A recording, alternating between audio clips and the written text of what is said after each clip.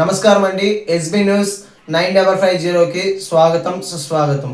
ఏ రోజు వార్త ఆ రోజు మనకు అప్డేట్ కావాలంటే ఎస్బీ న్యూస్ 9550 ఛానల్ను మీరు సబ్స్క్రైబ్ చేసుకుంటే ప్రతిరోజు వార్త మీకు అప్డేట్గా ఉంటుంది.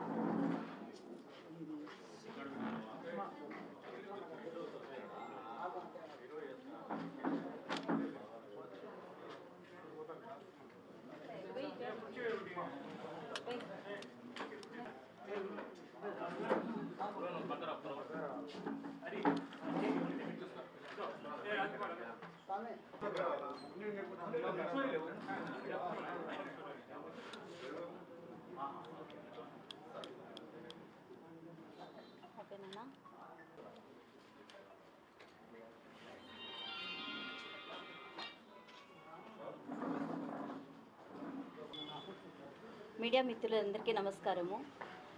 ఈరోజు ఈ ప్రెస్ మీట్ ఒక ముఖ్య ఉద్దేశము గత వారం రోజుల నుంచి జరుగుతున్న పెద్ద దస్తగిరి గారి హత్యా కోణం గురించి చర్చకని పిలిపించాము. కానీ మెయిన్ విషయము స్టార్ట్ అయిన కాన్సెప్ట్ వేరు. అంటే ఇనీషియల్గా దాని హత్యకు గల కారణాలు వాటినన్నింటినీ ప్రజెంట్ చేసిన విధానం వేరు. కానీ రాను రాను అది ఒక పొలిటికల్ రంగును పులుముకుంటూ ఈరోజు బండి నిత్యానంద రెడ్డి అనబడిన నా భర్తను సింగిల్ టార్గెట్ కింద దాన్ని సింగిల్ ఓరియంటెడ్గానే దాన్ని కవర్ చేస్తున్నారు. సో నిత్యానంద రెడ్డి గారి పాత్ర దీంట్లో ఏంటి అనే కోణంలో, తర్వాత నిత్యానంద రెడ్డి గారిని ఏకంగా తనే ముద్దాయి, తనే మొత్తము ఆర్గనైజ్ చేశాడు, తనే మొత్తం ఇదంతా ప్లాన్ చేశాడు అన్న కోణంలో దాన్ని చాలా వరకు ఒక హై లెవెల్ కేసుగా తీసుకెళ్లారు. నిన్న రాత్రి పోలీస్ వాళ్ళు ఏకంగా 20 జీపులలో పోలీస్ వాళ్ళు వచ్చి సర్చ్ వారెంట్ తీసుకొని వచ్చి ఇళ్ళంతా వెతికి, తర్వాత సర్చ్ వారెంట్ పేరు మీద వచ్చి నా ప్రెజెన్స్లో నాకు సపోర్ట్గా నిలబడిన మా పిల్లలను, ఈ అబ్బాయిని పోలీస్ వెహికల్లో తీసుకొని వెళ్ళిపోయి డిటీసీ వరకు తీసుకెళ్ళి మళ్ళీ ఆ అబ్బాయిని వెనక్కి పంపించారు. మేము రిపీటెడ్గా క్వశ్చన్ చేయడం వల్ల ఇవన్నీ కోణాలు చూస్తుంటే ఇది ఎక్కడికో దారితీస్తుంది అన్నది బహిర్గతం అవుతుంది. బికాస్ ఇట్స్ ఎ కేస్ మామూలు కామన్ మ్యాన్ యాంగిల్లో చూస్తే కేస్ స్టార్ట్ అయిన విధానం వేరు, కానీ ఇది ఫైనల్గా కన్క్లూడ్ అవుతున్న విధానం ఇంకొక రకంగా పోతుంది. సో మీడియా మిత్రులందరి తరపున నేను రిక్వెస్ట్ చేసుకుంటానంటే, ఏంటి నిజాలు ఏవి నిర్ఘాతం కాకుండానే మీరు ఒక ఎత్తు ముందుకు పోయి రాజకీయంగా ఎంతో కష్టపడి ఈ స్టేజ్కి వచ్చిన వ్యక్తిని తొక్కడానికి ప్రతి వాళ్ళు చూస్తున్నారు అనేది బహిర్గతం అవుతుంది.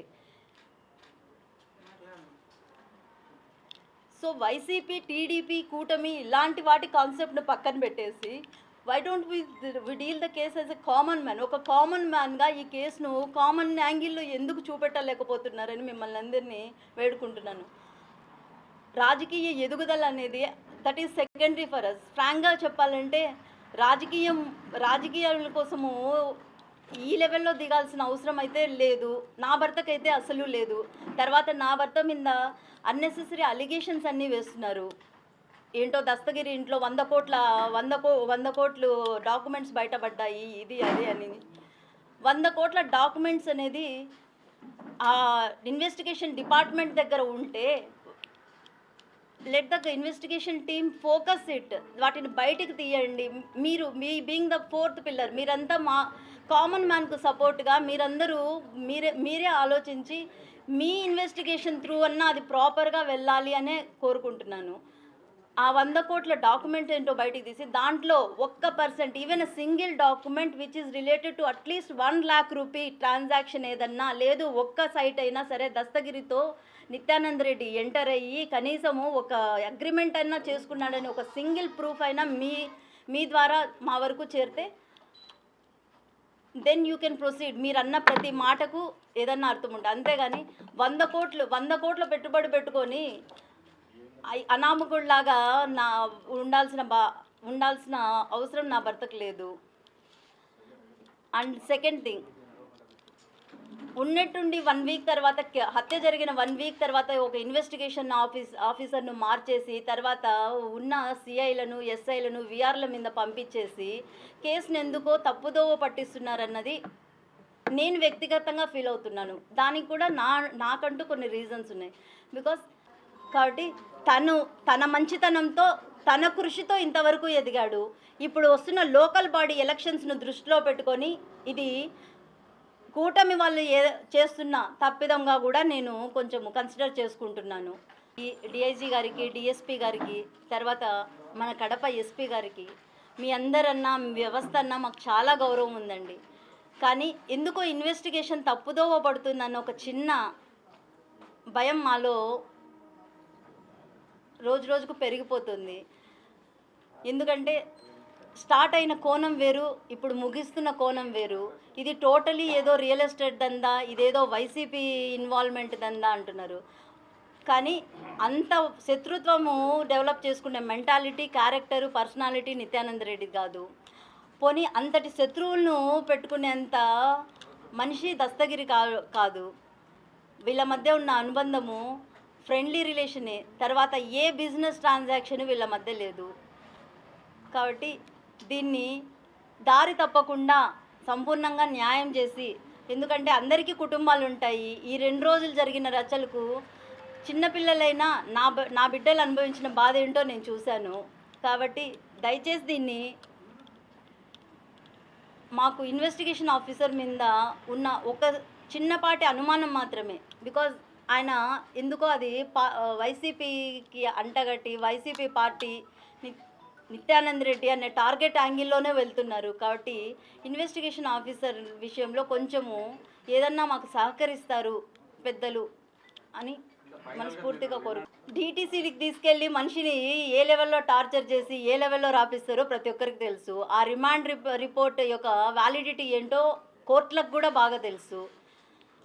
సో ముద్దాయిలు వాళ్ళు బయటికి వచ్చి ఏదన్నా పెరేడ్ ఏదన్నా నేనైతే కోరుకుంటాను, ఫ్రాంక్గా చెప్తున్నాను, నేనైతే కోర్టుకు వేసుకుంటాను ఓపెన్ పెరేడ్ విత్ కల్ప్రిట్స్ అని. ఈ 10 మంది ముద్దాయిలు పెరేడ్కి వచ్చి లేదు మెజిస్ట్రేట్ ముందర ఇదే వాంగ్మూలము ఇస్తారో ఇవరో చూడండి. One final conclusion sir, basically నేను వెల్ ఎడ్యుకేటెడ్, నేను చదివింది లా డిగ్రీ. అది నేను చదివింది కూడా నేనేం అల్లాటప్ప కాలేజ్లో చదివాను, ఒక ప్రిస్టేజియస్ ఆర్మీ ఇన్స్టిట్యూట్ ఆఫ్ లాలో ఆర్మీ ప్రొసీడింగ్స్ ఆర్మీ కల్చర్లో 5 సంవత్సరాలు చదివి వచ్చింది దాన్ని. So we are law abiding citizens only. కాబట్టి దేనికి మేము సహకరించలేదు అనే కాన్సెప్ట్ లేదు. మీ అందరి ముఖంగా నేను నిత్యానంద రెడ్డికి కూడా నా మెసేజ్ ఇచ్చాను. అలానే మీ అందరి ద్వారా నేను కోరుకునేది ఫెయిర్ ఇన్వెస్టిగేషన్ కోసము మేము ఎక్కడికైనా రావడానికి రెడీగా ఉన్నాం. బట్ ఈ అర్ధరాత్రి తనిఖీలు, ఈ అర్ధరాత్రి చెకప్లు, తర్వాత ఈ